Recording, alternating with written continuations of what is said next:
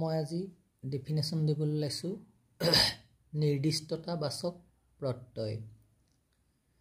নিৰ্দিষ্টতাবাচক প্ৰত্যয় কোনবিলাক?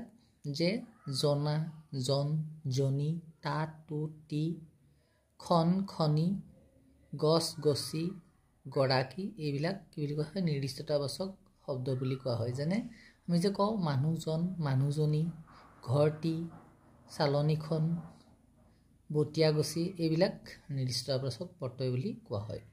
ইয়াৰ ডেফিনেশ্যন এনেদৰে কোৱা হ'ব যে কোনো বস্তুক নিৰ্দিষ্টকৈ বুজাবলৈ বস্তুবাচক বিশেষ্যৰ সৈতে যোগ হোৱা প্ৰত্যয়ক নিৰ্দিষ্টতাবাচক প্ৰত্যয় বুলি কোৱা হয়। নাইবা যিবিলাক প্ৰত্যয়ে বিশেষ্য, বিশেষণ, সৰ্বনাম আৰু সংখ্যাবাচক শব্দৰ পাছত বহি কোনো বস্তু বা প্ৰাণীৰ আকৃতি, লিংগ, পৰিমাণ আদি নিৰ্দেশ কৰিব পাৰে তাকে নিৰ্দিষ্টতাবাচক প্ৰত্যয় বুলি কোৱা। উদাহৰণস্বৰূপে জন, জনা, জনি